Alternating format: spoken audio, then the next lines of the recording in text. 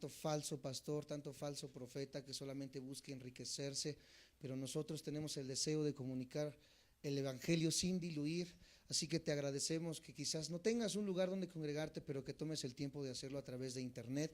Que Dios hable a través de a través de la palabra a tu corazón. Y los que estamos aquí presentes, le damos un aplauso a Cristo por los que nos ven también a través de internet. Gracias a Dios por esta preciosa herramienta que Él nos ha dado. Y bueno, continuamos con esta serie que comenzamos la semana pasada, que se titula Santiago, la fe que actúa. Estamos estudiando Santiago de una manera expositiva, verso a verso, así que acompáñenme a Santiago. Ya apártenlo ahí con un separador de hojas, con sus hilitos que tiene su Biblia. Para eso son los hilitos. Sepárenlo porque es nuestro estudio todos los domingos. Todos los jueves estamos estudiando Romanos y dijimos que íbamos a estar compaginando estas dos series porque Santiago y Romanos van de la mano en el contexto de la fe, de las obras y de la salvación. Así que estamos leyendo Santiago capítulo 1, versículo del 1 en adelante. Son 5 capítulos que vamos a estar estudiando y terminamos la semana pasada de leer hasta el versículo 8. Así que vamos a leer rápidamente el versículo 8 para entender el contexto y seguir esta mañana con lo que sigue. Así que cuando lo tengan me dicen amén. Santiago 1, versículo 8, y nuestro tema va a empezar del 9 al 11. Dice de esta manera, Santiago 1, del 8 al 11. El hombre de doble ánimo es inconstante en todos sus caminos. Y comienza ahora a entrar a un tema diferente. Dice, el hermano que es de humilde condición, gloríese en su exaltación. Pero el que es rico en su humillación, porque él pasará como la flor de la hierba. Porque cuando sale el sol con calor abrasador, la hierba se seca, su flor se cae y perece su hermosa apariencia. Así también se marchitará el rico en todas sus empresas.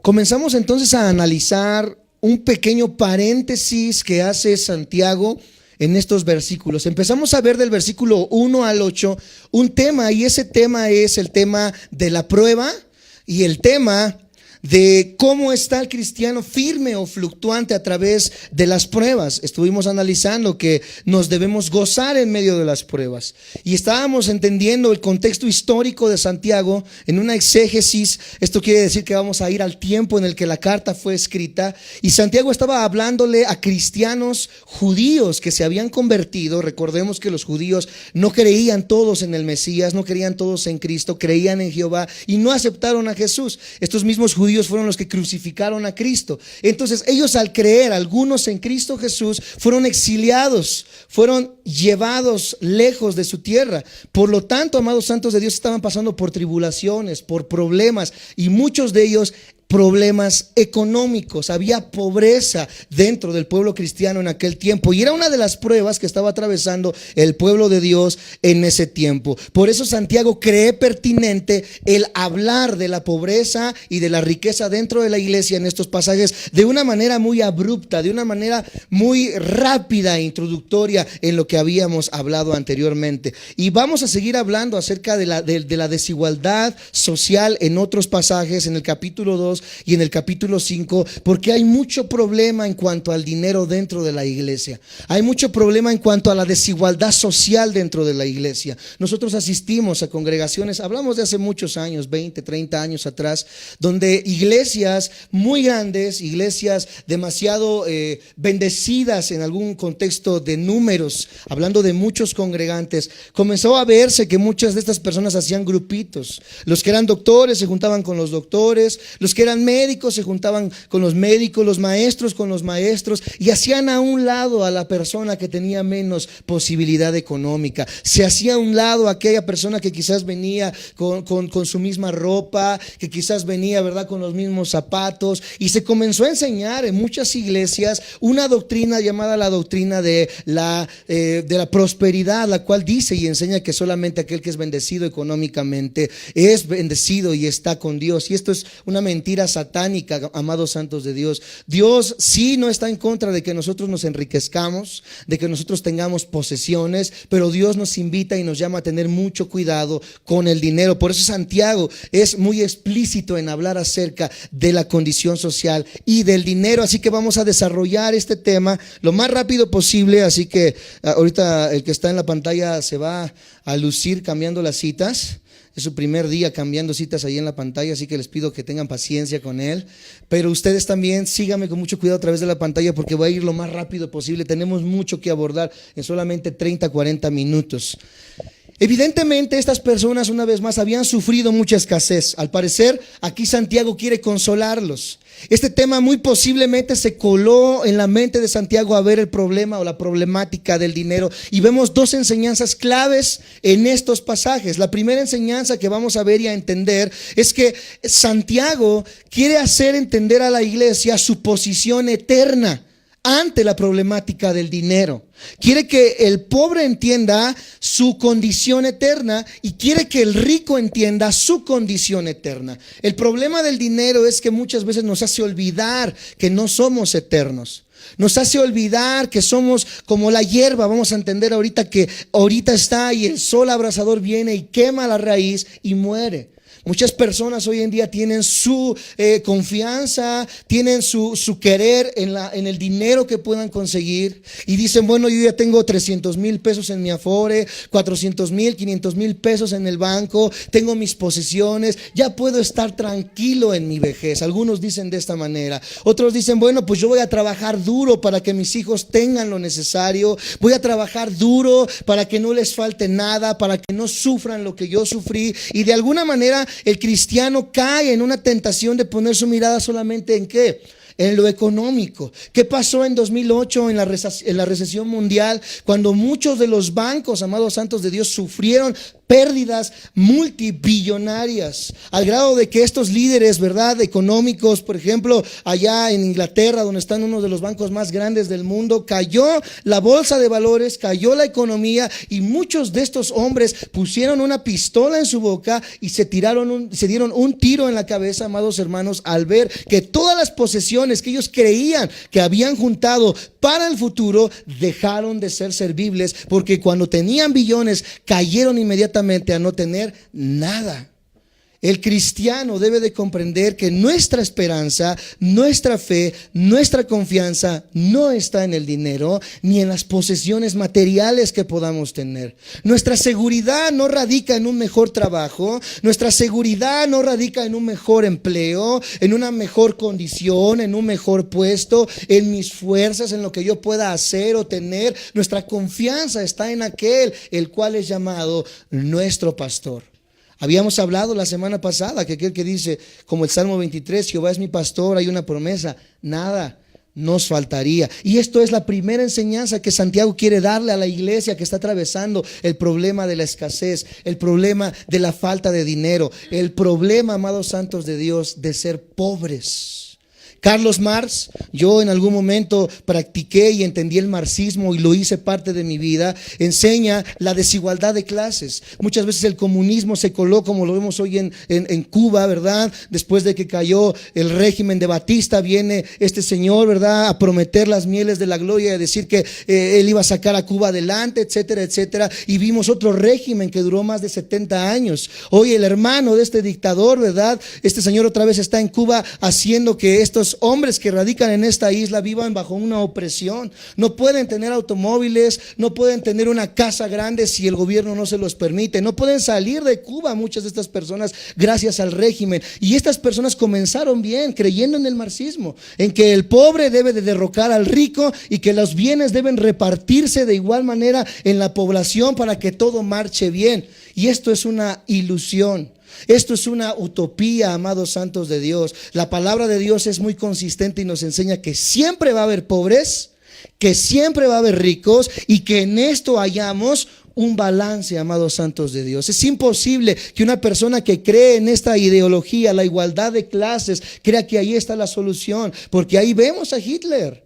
Ahí vemos a los grandes hombres del pasado que tuvieron la misma idea y que teniendo el poder comenzaron a desvirtuar su pensamiento, a desvirtuar quiénes eran y terminaron siendo los dictadores más grandes de la historia, los genocidas más grandes de la historia. Por eso el problema no es el dinero ni la repartición de los bienes, el problema está en el corazón del ser humano. No importa cuán buenos deseos tengas, el poder y el dinero siempre nos van a corromper si nuestro corazón no está encaminado hacia la persona de Cristo Jesús. Esta es la primera enseñanza que Santiago quiere darle a la iglesia. Y la segunda, por otro lado, advierte ahora a los ricos, no solamente a los pobres, a los ricos, llamando a darse cuenta de una manera igual de que sus riquezas son temporales. Esta es la segunda enseñanza que Santiago le da a los creyentes en estos pasajes. Las riquezas son temporales. Y al terminar este paréntesis de los versículos 9 al 11 va a continuar con el tema de las pruebas y cómo debemos permanecer firme en estas pruebas. Vamos a ver un poco el contexto de Santiago. Santiago hablará de la pobreza y de la riqueza en diferentes ocasiones. Si tú puedes adelantarte un poco en tu casa y leer el capítulo 2 y el capítulo 5, vamos a entender mucho de lo que vamos a analizar en estas clases.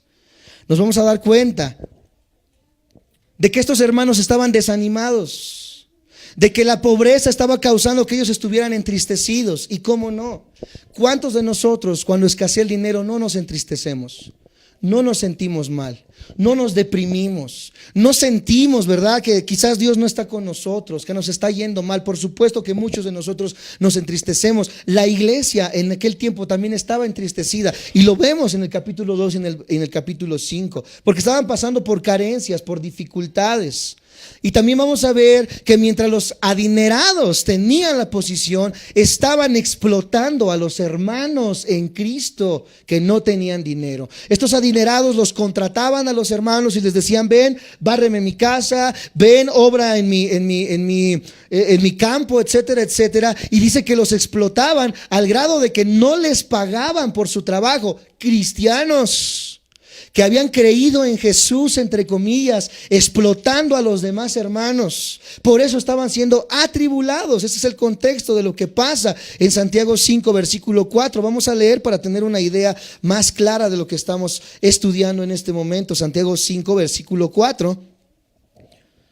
Cuando lo tengan me dicen amén. Santiago 5, versículo 4. Voy a darle lectura. Dice: he aquí, clama el jornal de los obreros que han cosechado vuestras tierras, el cual por engaño no les han sido pagado por vosotros. Y los clamores de los que habían cegado han entrado en los oídos del Señor de los ejércitos. Vemos el problema de que estos cristianos ricos, adinerados, estaban explotando a los cristianos más pobres. Y no solo eso, sino que menospreciaban su trabajo, oprimían y los llevaban cautivos a los tribunales. Santiago 2, 4 al 6. Santiago 2, 4 al 6. Vamos a leer. Dice: ¿no hacéis distinciones entre vosotros mismos y venís a ser jueces con malos pensamientos? Hermanos míos, amados, oíd. ¿No ha elegido Dios a los pobres de este mundo para que sean ricos en fe y herederos del reino que han prometido a los que le aman? Vemos entonces también que estos hombres no se tentaban el corazón y los llevaban ante los tribunales, los oprimían. Imagínense el problema que estaba viviendo la iglesia en aquel momento. Traten de hacer vivo y ponerse en sus zapatos. Cómo estas personas, de haber trabajado, después de trabajar 6, 7, 8, 9 horas en el campo, que lleguen y le digan: bueno, pues dame mi paga. Ellos digan: ¿por qué te voy a pagar si lo hiciste todo mal? No te voy a dar ni un centavo, es más, te voy a llevar ante el tribunal para que te encarcelen por trabajar mal. Imagínate cómo estaba viviendo la cristiandad en aquel día.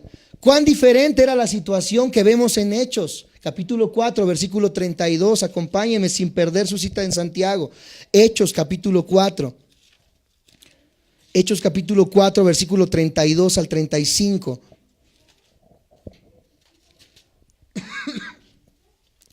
Si lo tienen me dicen amén y me siguen con su vista. Dice: y la multitud de los que habían creído era de un corazón y un alma, y ninguno decía ser suyo propio nada de lo que ¿qué?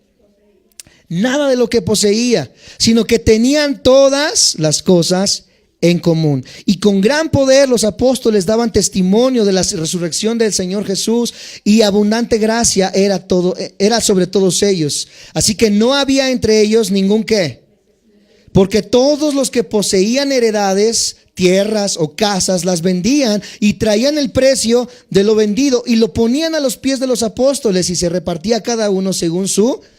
Muchos ahorita lobos rapaces utilizan este versículo para decir, estos falsos apóstoles, falsos profetas, vende todo lo que tienes y tráelo a los pies del apóstol. Por eso vemos un montón de apóstoles, entre comillas, que son falsos apóstoles millonarios, ricos, y una iglesia que está padeciendo, amados santos de Dios. Veía en Facebook el otro día una imagen que ponían, donde se ponían 4 casas y decía, la casa del apóstol, una casa en Miami, Florida. La casa del pastor, una casa, ¿verdad?, por allá en la Roma. La casa del hijo del pastor, una casa allá en Pedregal. Y la casa del que diezma, ¿verdad?, una casita ahí toda humilde. La gente hoy en día tiene esa imagen de la iglesia. La gente hoy en día tiene esa imagen del pastor.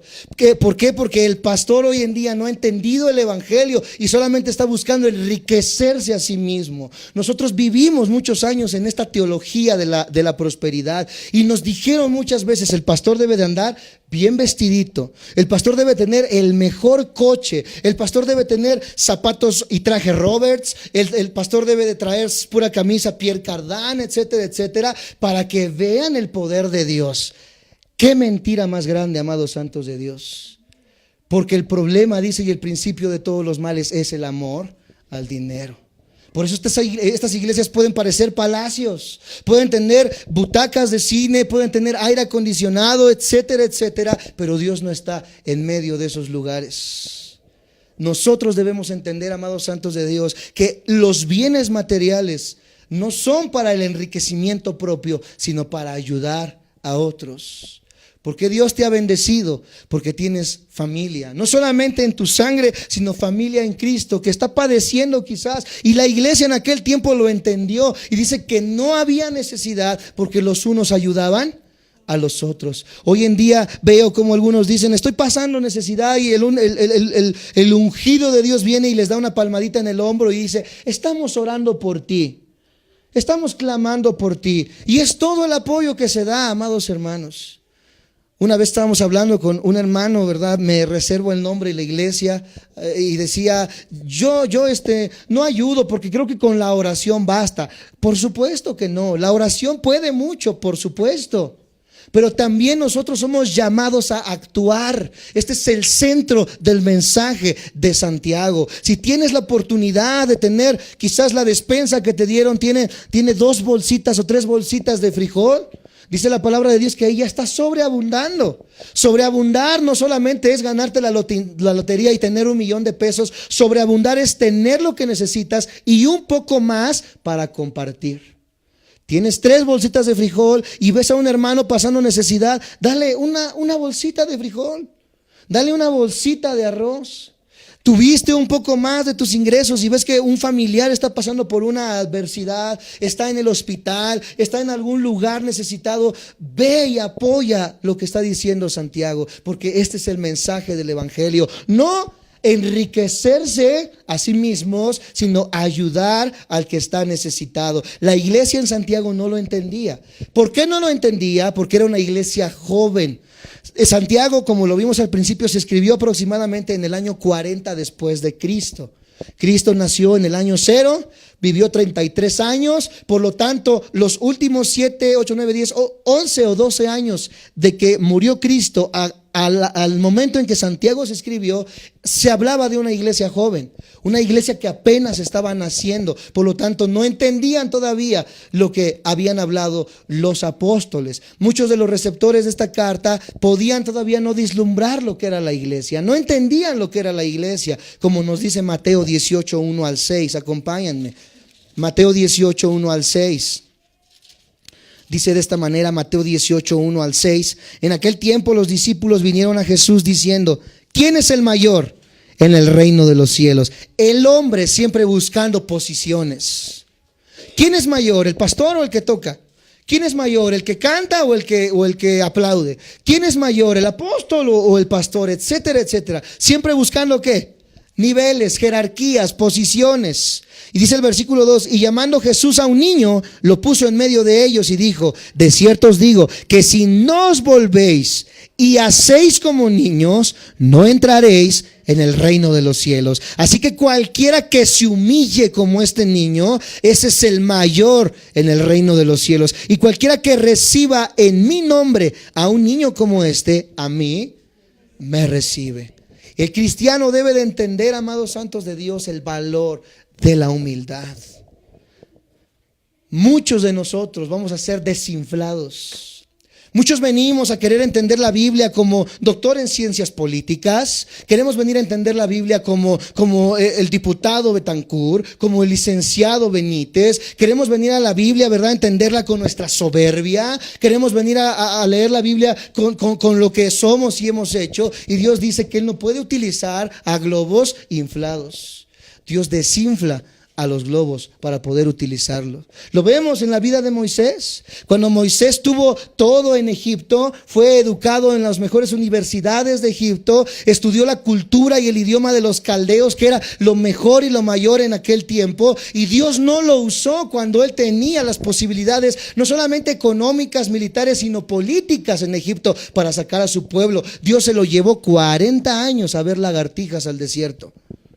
Y después de 40 años lo llama y le dice, Moisés, vas a llevar a mi pueblo. Lo vimos la semana pasada. Y Moisés se sentía indigno, etcétera, etcétera. Y después de que lo trae, se lo lleva otra vez otros 40 años a dar vueltas en el desierto. Porque Dios no puede usar la soberbia. Dios no puede usar la altivez de las personas. Dios, cuando vio a Pablo en aquel caballo matando cristianos, él era un entendido de la Torá, era un entendido de la Biblia en aquel tiempo en el Antiguo Testamento, la sabía al derecho y al revés, y no lo usó así, lo tuvo que tumbar del caballo y lo dejó ciego para que entendiera lo que le dijo en el camino: al que persigues es al Hijo de Dios. Dios no puede utilizarnos con nuestros méritos humanos. Dios quiere que entendamos que dependemos totalmente de Él y que lo que hemos alcanzado solamente ha sido por su gracia. Y una vez que lo entendemos y nos volvemos humildes en este aspecto, solamente en ese momento vamos a disfrutar del don, de las cosas y bienes materiales que Dios nos ha entregado. Tú puedes alcanzar el éxito sin Dios, por supuesto. Puedes ser líder de tu compañía, puedes ser líder de tu trabajo y ganar millones de pesos. Pero ve a esos ricos adinerados. Nosotros que hemos trabajado con estas personas, nosotros trabajamos el yeso, trabajamos loseta, hacemos remodelaciones en casas. Ese es nuestro oficio y seguimos trabajando en ello. Trabajamos en casa, yo trabajo como intendente limpiando pisos, lavo ropa, plancho ropa, y déjame decirte que lo hago mejor que muchas mujeres.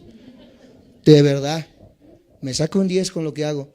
Y en esas casas a las que hemos ido con personas adineradas, no han visto la soberbia y la altivez que tienen estas personas. Cómo nos tratan, cómo nos humillan. Y cómo estas personas salen con 2 o 3 guaruras. Mi papá trabajó con Eugenio Derbez, con Tatiana, trabajó con este señor altote, no recuerdo cómo se llama, que canta como su papá, rancheras.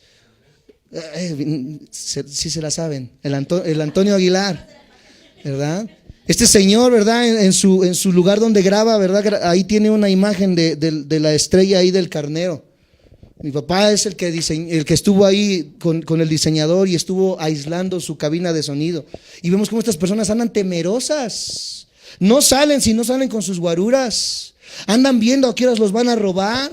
Y tienen su dinero en los bancos y aseguran sus puertas, ¿verdad? Con seguridad, con cámaras, etcétera, etcétera. Y no pueden vivir tranquilos en sus riquezas.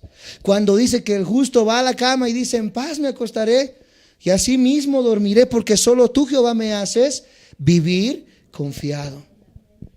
La persona que no tiene a Dios no puede disfrutar las riquezas. Vean a estos adinerados que murieron suicidándose en 2008 en la recesión. No disfrutaron de lo que tenían. ¿Cuántas personas tienen un trabajo y por tener trabajo se olvidan que son padres? Hay dinero en la casa, pero falta un papá. Hay dinero en la casa, pero falta una mamá. Y los niños crecen de esta manera, ¿verdad? Sin la imagen de la familia, sin la imagen del padre, sin la imagen de la mamá. Por eso viven desvirtuados y dicen: yo le voy a dar a mi hijo lo que yo no tuve, y que en la nevera nunca falten los yogurts, los danones, ¿verdad? Los postres que él quiera, que tenga el Wii del momento, que tenga el Xbox del momento, que tenga el celular del momento, que no le falte nada a mi hijo. Y estamos creando una generación del poco esfuerzo. Hoy los jóvenes ya no saben trabajar. Le digo a mi esposa o a mi hermana, no recuerdo con quién platicaba, y con mi papá, y le decía: sal a la calle. Y hoy los chicos lo único que hacen es estar en los semáforos con pelotas, con un monociclo ahí, ¿verdad? Fumando su churro de mota, porque hoy ya no saben trabajar. Yo recuerdo en mi infancia, ¿verdad? A los 7 años mi papá me llevó a aprender a echar yeso. Me enseñó el valor de darle un gasto a mi mamá. Porque hoy no me duele y no escatimo en darle a mi esposa, amados santos de Dios, porque fui educado de esa manera mientras yo crecí. Hoy cuánta violencia vemos en la familia. Hoy cuántos problemas vemos económicamente dentro de la familia por una mala enseñanza dentro de la sociedad. La generación del poco esfuerzo. Yo no voy a hacer nada que no venga de papá y que no venga de mamá. Qué triste es la situación que estamos viviendo hoy en cuanto al dinero en las familias. Y hoy la iglesia tiene que despertar y entender que es una problemática que tiene que resolverse. Al ver lo que estaba pasando ahí, entendemos que el dinero y la posición social condicionaban las relaciones en la iglesia, tal y como lo vemos hoy en día. El rico manda. Hay un baterista aquí que no ha venido a la iglesia, que está en un proceso todavía ahorita de volver, porque se fue a una iglesia muy grande, aquí mismo en Ecatepec, grandísima, muy conocida, me reservo el nombre. Y en esta iglesia se ve cómo el apellido manda en la iglesia. Dice que cuando hay así eventos, llegan las familias grandes y dice: yo soy de la familia Serrano. Y él dice: yo no entendía qué me decía. ¿Y qué? ¿Que seas de los Serranos? Pues yo soy de los González. ¿Cuál es el problema? No, y no entendía que esta familia era de las que aportaron dinero para que se pusiera quizás el techo de la iglesia, etcétera, etcétera. Y por lo tanto su apellido le daba posición dentro de la iglesia. Y que se haga lo que los Serranos digan, que se haga lo que los Betancourt digan, etcétera, etcétera, porque aguas, ellos son los adinerados, ellos son los que dan. Tristemente así está la iglesia hoy en día. La posición económica marca las relaciones dentro de la iglesia muchas veces. Eso no podía pasar en esos días y no puede pasar tampoco en estos días dentro de la iglesia. ¿Por qué crees que muchos que entran aquí a la iglesia se van? Porque no soportan que se diga estas verdades. Porque dicen: ¿cómo es posible? No, están locos, etcétera, etcétera. Pero la verdad, amados santos de Dios, es lo único que nos va a hacer libres. Esto es lo que motivó a Santiago a escribir este paréntesis. Los creyentes temprano no entendían, una vez más repito esta verdad. Lamentablemente estos hermanos no recibieron las cartas apostólicas sino mucho después. Y recordemos que la epístola de Santiago fue uno de los libros más temprano en escribirse. Número uno, de lo que no entendían los hermanos es que no entendían que la iglesia está formado por piedras vivas. Primera de Pedro 2, no lo busquen, apúntenlo, lo leen en sus casas. Primera de Pedro 2.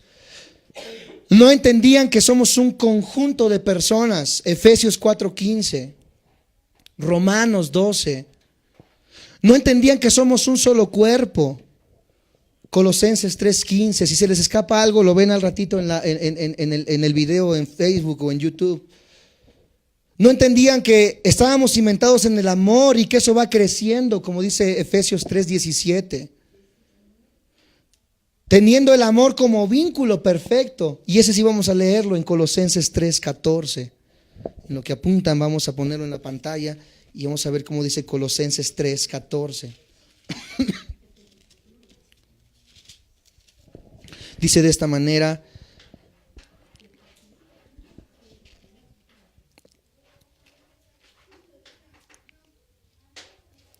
prosigo a la meta. Colosenses, estoy en Filipenses. Colosenses 3:14 dice: y sobre todas estas cosas, vestíos de amor, que es el vínculo perfecto. ¿Cuántos cristianos hoy en día llamándose cristianos y en la casa lo único que vemos es pleitos, contiendas, griterías, maledicencias, la esposa contra el esposo, los hijos contra los padres, etcétera, etcétera. Y se ha olvidado que el primer mandamiento es el amor. Ámense los unos a los otros. Amen a Dios sobre todas las cosas. Y cuando el amor reina en una congregación, amados santos de Dios, nos evitaremos de los problemas de que, ay, la hermana me miró feo. Ay, el pastor hoy no me saludó. Ay, la hermana se cree mucho con su chongo de lado. Ay, el hermano se cree mucho, ¿verdad? Porque ahora se puso su corbata roja que ya repitió como 3 domingos, etcétera, etcétera. Cuando la iglesia comprende el amor, amados santos de Dios, vamos a ser tolerables los unos con los otros. Y vamos a entender que aquel hermano que quizás es difícil de amar, porque le decimos nosotros bendición del hija, es medio chismoso el hermano. El otro hermano es medio mentiroso. El otro hermano, ¿verdad? Le gusta el argüende, etcétera, etcétera. Pero todos estamos siendo transformados, estamos siendo santificados, y Dios nos trae a la iglesia para que entendamos que este es el gimnasio.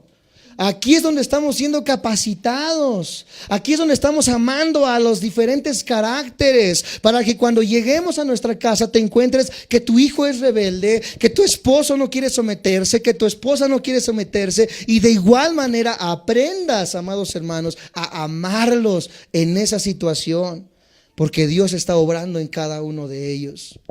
Si salimos de este lugar y no comenzamos a hacer las cosas que Dios nos demanda, nunca vamos a comprender verdaderamente lo que es el evangelio. Vamos a ver un ejemplo en 1 Corintios 12, 24 al 27. 1 Corintios 12, 24 al 27.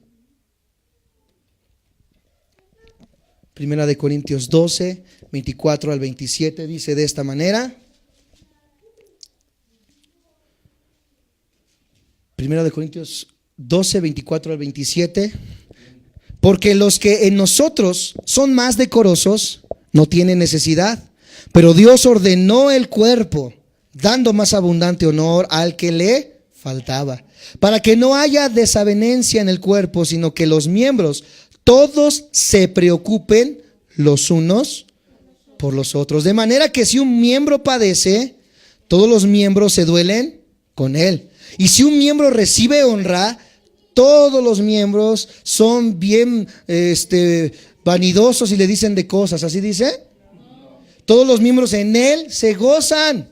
Vosotros pues sois el cuerpo de Cristo y miembros cada uno en particular. Un hermano es la mano, otro hermano es el dedo gordo del pie, otro hermano es la oreja, otro hermano es el páncreas, otro hermano es la cabeza, etcétera, etcétera. Pero todos formamos parte de un solo cuerpo. Cuando te duele el dedito gordo del pie que te pegaste en la mañana y estás ahí, te duele ese dedo gordo del pie, pero te llega el dolor hasta la cabeza, le da una señal, ¿verdad?, eléctrica a tus nervios, y llega hasta tu cabeza y te dice: me dolió ese dedito gordo del pie. De igual manera, cuando vemos a un hermano que está pasando una aflicción, la iglesia debe dolerse en su totalidad. La iglesia debe sentir lo que ese hermano está sintiendo y apoyar y obrar, porque todos somos parte del mismo cuerpo. No saben cuántas veces nosotros hemos llorado, hemos orado, hemos participado de 2, 3 de la mañana a ir a hablar con un matrimonio, hablar con una familia, hablar con un hijo, hablar con una hija, con una mamá, ¿verdad? Invirtiendo incluso a veces de lo que no tenemos para ir a los hogares y a estar con ellos, porque nos duele la situación que muchos de ustedes pasan. Porque en nuestro corazón de pastores está el dolo cada vez que ustedes sufren, cada vez que ustedes dejan de asistir, cada vez que ustedes se enfrían, cada vez que ustedes pasan por problemas, cada vez que ustedes pasan por carencias. De verdad que nosotros quisiéramos tener todo el presupuesto para poder apoyarles, para poder ayudarles, pero en nuestra condición hacemos lo único que podemos hacer, amados santos de Dios: orar por ustedes, velar por ustedes, tratar de apoyarlos en medida de lo que podamos, porque sabemos que somos un solo cuerpo y que nos necesitamos unos a otros. Y si no entendemos esto, la iglesia nunca va a prosperar como lo hizo en la iglesia primitiva. Vamos un poco más rápido. ¿Qué tenemos que entender para poder entender esto? Para poder comprender, amados santos de Dios, que debemos amarnos los unos a los otros. Nuestra posición en Cristo. Volvamos al estudio en Santiago 1, 9 al 11 para seguir con esta idea. Dice, el hermano que es de humilde condición gloríese en su exaltación, pero el que es rico en su humillación, porque él pasará como la flor de la hierba. Por cuanto sale el sol con calor abrasador, la hierba se seca, su flor se cae y perece su hermosa apariencia. Así también se marchitará el rico en todas sus empresas. El escritor les llama aquí a considerar que hay una realidad mayor que el dinero. Es una realidad eterna y permanente. Di conmigo, hay más que el dinero. Hay más, una vez más, que el valor del dinero. Y eso es lo que Santiago quiere enseñarnos hoy. Es nuestra realidad en quienes somos en Cristo, nuestra posición en Cristo. Colosenses 1, del 1 al 4, nos da una idea más clara de esto. Colosenses 1, del 1 al 4. Colosenses 1, del 1 al 4. Apúntalo y si no lo logras encontrar, ahí delante va a estar en la pantalla. Colosenses 1, del 1 al 4 dice de esta manera: ya que han resucitado con Cristo, busquen, todos conmigo lean esta parte, busquen las cosas de arriba. Colosenses 1, del 1 al 4. Ahí está.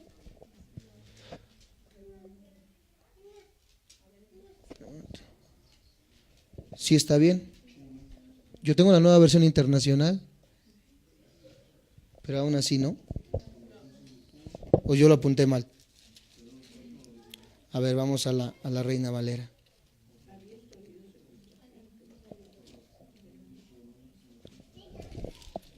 Posiblemente sea un error mío en la escritura.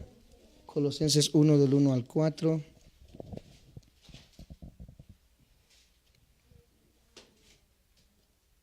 Sí, es un error mío. Yo lo apunté mal.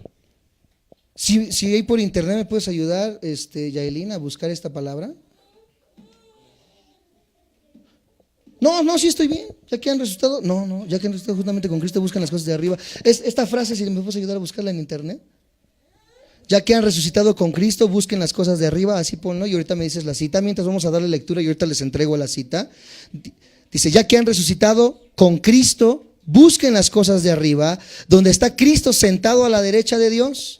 Concentren su atención en las cosas de arriba, no en las cosas de la tierra, pues ustedes han muerto y su vida está escondida con Cristo en Dios.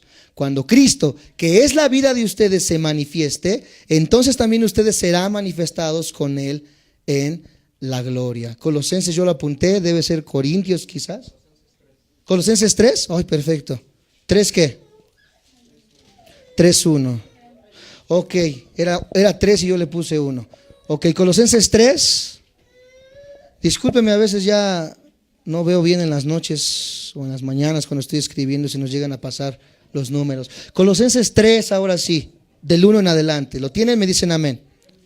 Dice, sí pues, haber resucitado con Cristo, digan conmigo, buscad las cosas de arriba, donde está Cristo sentado a la diestra de Dios. Poned la mira en las cosas de arriba, no en las de la tierra, porque habéis muerto y vuestra vida está escondida con Cristo en Dios. Cuando Cristo, vuestra vida, se manifieste, entonces vosotros también seréis manifestados con Él en gloria. Aquí Santiago muestra la verdad más grande de todas. Estamos en Cristo. ¿Quiénes somos en Cristo? ¿Cuál es nuestra posición en Cristo? Romanos 8:17 dice que somos coherederos en Cristo. Así apúntalo, no le vamos a dar lectura para ir rápido. Romanos 8:17. Romanos 8:17, somos coherederos con Cristo. Romanos 8:17, somos coherederos con Cristo. Romanos 8:17, somos coherederos con Cristo. Romanos 8:16, hay un versículo atrás, somos hijos del Rey. ¿Quién eres tú? Un hijo del Rey, una hija del Rey. Romanos 8:16. Efesios 2:6, estamos sentados con Cristo. Si quieres no apuntes todo, solo la cita y lo lees en tu casa. Efesios 2:6, estamos sentados con Cristo en los lugares celestiales. Y Romanos 5:17, Romanos 5:17, reinaremos con Él. Esa es nuestra posición eterna con Cristo. Somos coherederos de la heredad de Cristo. Somos hijos del Rey. Estamos sentados con Cristo en los lugares celestiales y reinaremos con Él, amados santos de Dios. Podemos no tener nada en esta vida, pero esta vida no lo es todo. Hay muchas cosas más a tener en cuenta en cuanto a la posición en Cristo.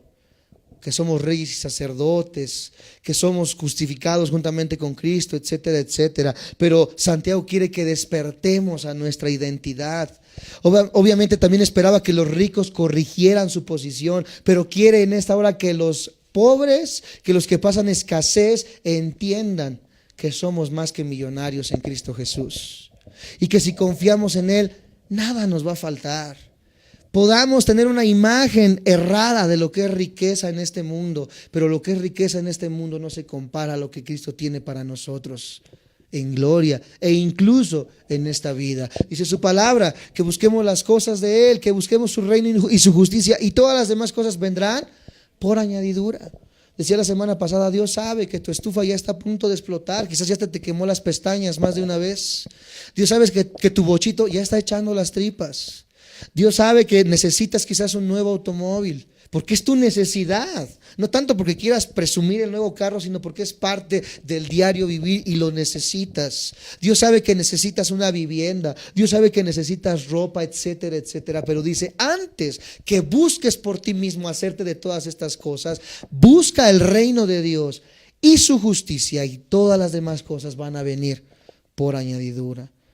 Ahora, el conocimiento de que los ricos no obraban correctamente no les iba a quitar el dolo a los pobres. El hecho de que Santiago diga los ricos están mal, no les iba a dar dinero a los pobres, no iba a cambiar quizás su condición, pero él quería que cambiaran su mentalidad estos ricos y adinerados. Por eso Santiago también trata con los ricos. Tenemos algunos minutos más. ¿Cuánto llevamos ahí en la grabación, Yaelin? Entramos solamente al tema y seguimos la semana que viene con el tema de los ricos, la riqueza.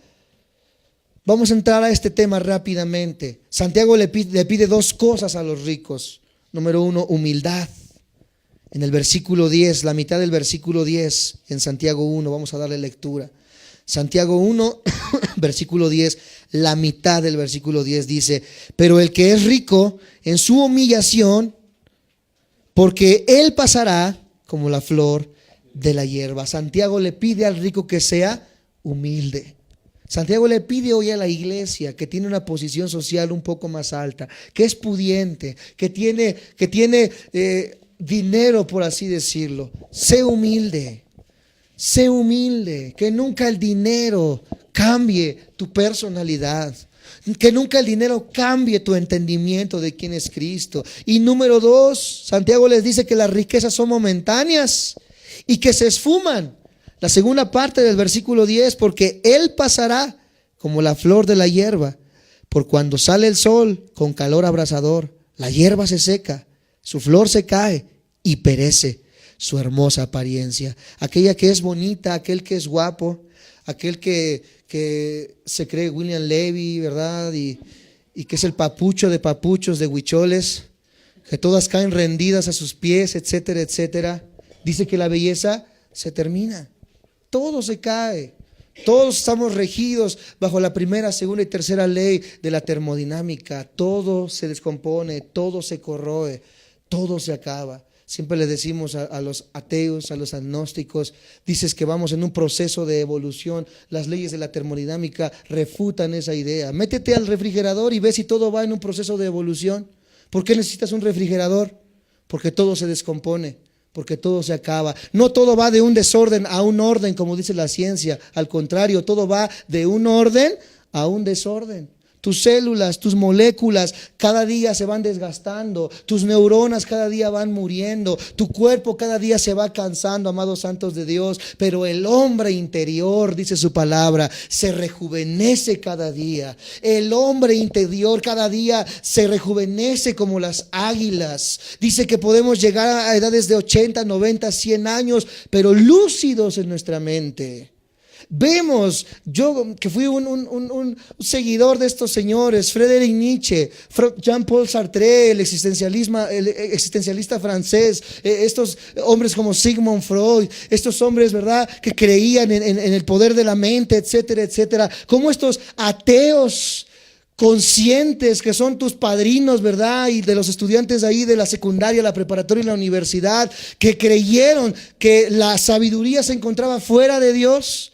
Vemos cómo llegaron a una edad avanzada locos, como dice el mexicano, turulatos. Llegaron al manicure. Los que nos ven por internet quizás no saben lo que es manicure. Aquí le decimos al psiquiátrico el manicure. Quedaron locos. Ve la biografía de Friedrich Nietzsche y Jean-Paul Sartre. Friedrich Nietzsche fue el precursor del superhombre que le dio la idea a Hitler de que podemos llegar a ser superhombres. Fue el que enclavó la palabra célebre: Dios está muerto. Este hombre dice que llegó homosexual y loco a su edad avanzada, y estando en el psiquiátrico dice que aullaba como perro. Decía que lobos venían por él. Imagínate nada más. Las mentes más brillantes del siglo XX, XIX y siglo XXI terminaron completamente desquiciados en sus últimos años. Pero ve a los hombres de Dios. Este hombre llamado R.C. Sproul, que llegó aproximadamente a los 80 años, 80 y tantos años de edad, todavía así en el desgaste físico estaba predicando a la congregación completamente lúcido. Porque nos dice la palabra de Dios que cuando nos conectamos con Dios, volvemos, amados santos de Dios, a nuestra identidad. Volvemos al lugar de donde fuimos sacados. Porque hoy no entendemos, porque hoy vivimos tristes, cabizbajos, porque no hemos encontrado nuestra identidad. Muchos de nosotros fuimos trasplantados de Cristo al marxismo, de Cristo al idealismo, de Cristo al panteísmo, de Cristo a la diferencia de clases. Fuimos sacados de nuestra tierra. Así como el pez tiene que volver al agua para poder respirar, así como la planta tiene que volver a la tierra para florecer, nosotros tenemos que volver a nuestra identidad. ¿Y quién es nuestra identidad? Génesis nos dice: porque fuimos creados a imagen de Dios. Dios es nuestra identidad, amado hermano. Dios es nuestra tierra donde debemos de estar plantados. Y cuando volvemos a nuestra identidad, las cosas van a cambiar en nuestra vida. Tu matrimonio puede restaurarse, tu vida puede salir de los problemas, tu vida que estaba envuelta en drogadicción, en alcoholismo, etcétera, etcétera, puede ser quebrantado porque hemos vuelto a la identidad en Cristo Jesús y entendemos que reinaremos, que somos coherederos, que somos hijos, somos reyes y sacerdotes de aquel Dios que nos llamó por amor a su nombre. Sigamos la semana que viene con este tema de la riqueza y vamos a avanzar un poco más en nuestro tema del versículo 12 en adelante en Santiago. Pero en esta hora cierra tus ojos, inclina tu rostro y vamos a darle gracias a Dios.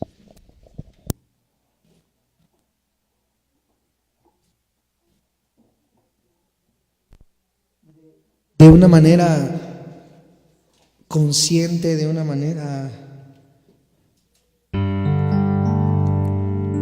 honesta, vamos a orarle a nuestro Dios. Señor Jesús, te doy infinitas gracias por tu palabra. Gracias porque tu palabra, Señor, es vida para en ti, mi Dios. Tu palabra nos transforma, tu palabra nos cambia. Tu palabra nos reta, Señor Jesús, a mirarnos tal cual somos. Tu palabra dice, mirando cara a cara, como a cara descubierta. Ciertamente aquí no podemos venir con posiciones. Ciertamente aquí no podemos venir con logros. Tú quieres vernos tal cual somos.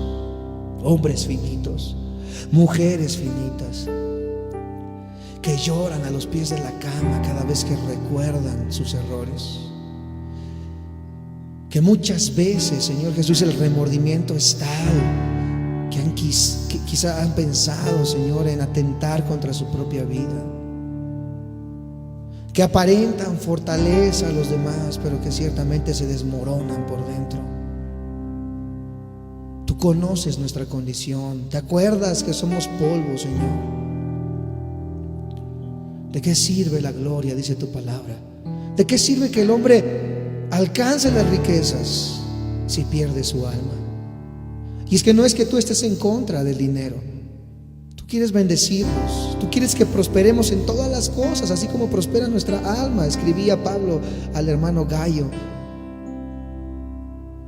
Pero no quieres que primeramente seamos prosperados en lo económico, sino en lo espiritual. Que la familia se una, que los hijos amen a los padres, que los padres respeten a los hijos, que la iglesia sea una, un solo cuerpo, una sola iglesia, que se amen los unos a los otros y que no veamos las diferencias, sino aquello que nos une, que es Cristo Jesús. Porque el espíritu que radica en ti es el mismo espíritu que radica en tu hermano, y en lo que tú estás siendo transformado es en lo que tu hermano está siendo santificado. Porque el error que tiene tu hermano es un error diferente al que tienes tú. Por eso Pablo nos decía: tengan cuidado en criticar la paja de su hermano, siendo que tú tienes una viga en el ojo. Saca la viga de tu ojo para poder hablar en contra de tu hermano. Y no es que nos invite a hacerlo, porque nunca podremos sacar esa viga. Todos pecamos, todos nos equivocamos, y debemos de comprender que solamente fallamos de maneras distintas. Pero no es lo que nos une. Lo que nos une no son nuestros errores. Lo que nos une, amados santos de Dios, es la presencia de Dios sobre de nosotros. Y esa presencia hace que nos amemos, que nos toleremos y que vivamos cada día centrados en el Evangelio, en Cristo. Que entendamos que quizás sí pasamos carencias. ¿Quién no las pasa? Aquel que predica la verdad. Nosotros como pastores sabemos lo que es pasar carencias. Sabemos lo que es dormir en el suelo, en medio de las cucarachas, literalmente. Yo y mi padre sabemos a ciencia cierta lo que es a veces no tener para comer y preferir darle eso a tu familia antes que a ti mismo, porque Dios nos ha enviado a sacrificarnos por ello. Tengan cuidado, ustedes que nos ven por internet, en entrar a esos lugares donde esos pastores lobos rapaces solamente buscan robar. Dios está levantando una iglesia en este último gran llamamiento, una iglesia santa, una iglesia apartada, una iglesia que entiende el bien común, una iglesia que no pone su mirada en el aplauso, en la vanagloria, sino que pone su mirada en que las vidas vengan a la verdad de la palabra de Dios.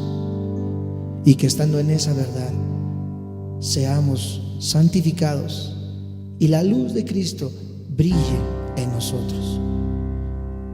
Gracias te doy por lo bueno que eres. Toca nuestros corazones. Nos arrepentimos. Dile: me arrepiento en esta hora.